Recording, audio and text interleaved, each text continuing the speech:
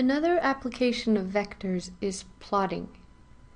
In this case, we'll see the way to hard-code x and y coordinates so that MATLAB can connect the dots.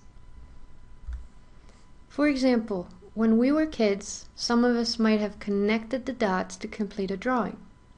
We had to follow a specific order so that it made sense. It's very similar in MATLAB.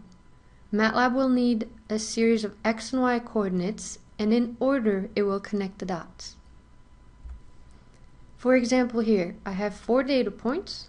MATLAB figures out where the x and y coordinates are and then connects the lines.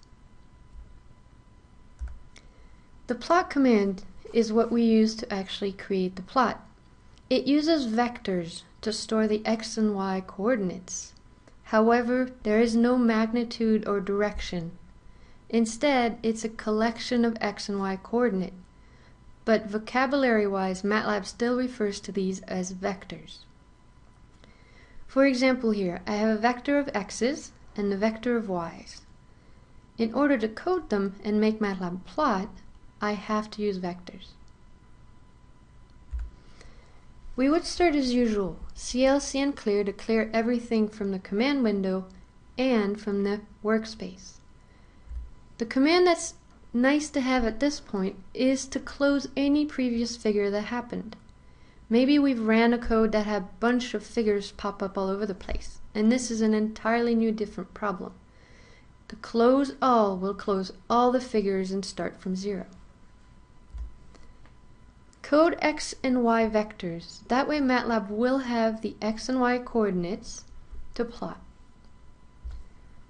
If we wish to plot y versus x, so y is the y-axis, x is the x-axis, MATLAB actually flipped the order.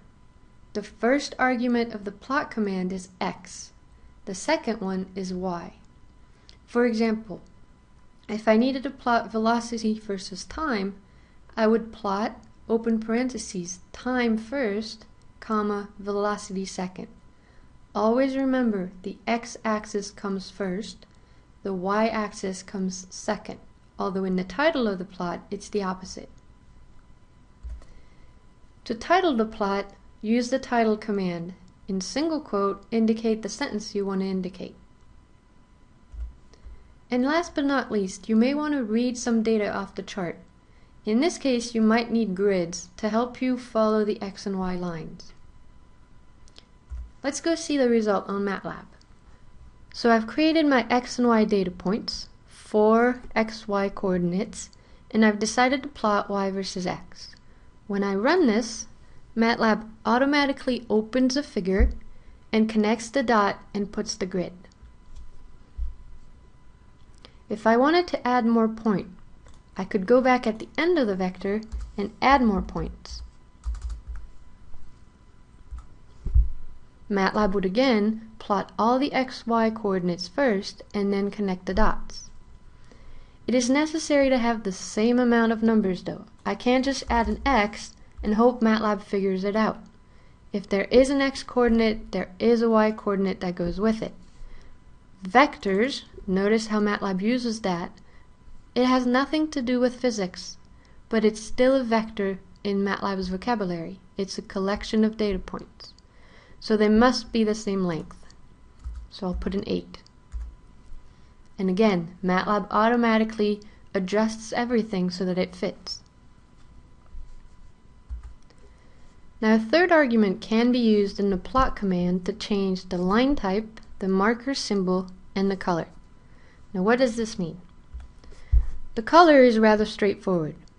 The blue is the default. However, you can use red or 8 other colors.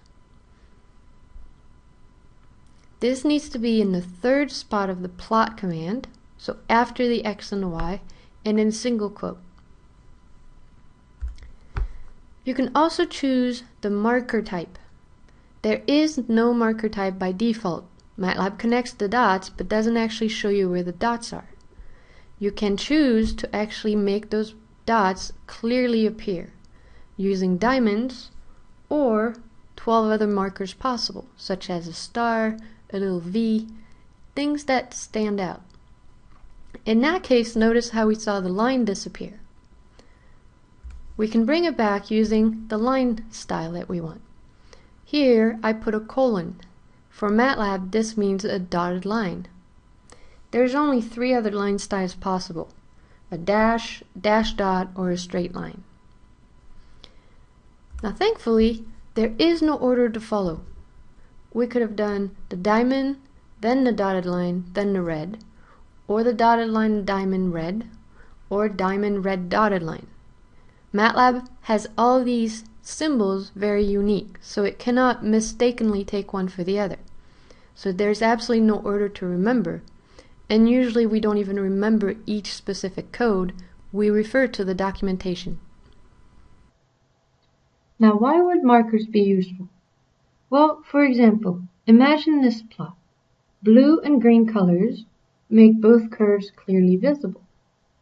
But imagine you have a black and white printer, or you're sending this to a client who's going to print in black and white. You have to think of the possibility of both curves looking exactly alike. So markers can be very useful. Markings in line spec, a black and white print can still be easily read. Now, check your understanding. Pause the video and try to figure out how many points were used to create this tower.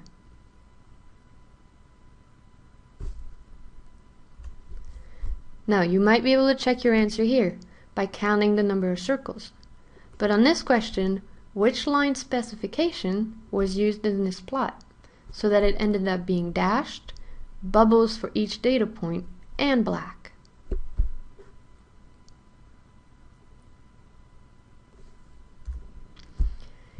So, here's a brief introduction to plotting for the very basic data points.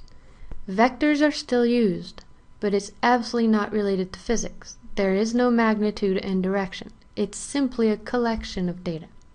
For plotting purposes, MATLAB requires vectors of data points, and it simply connects the dots in order.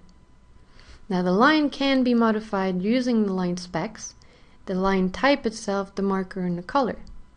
Now remember not to learn these by heart, but know that you can do doc, line spec, and you can see a list of them.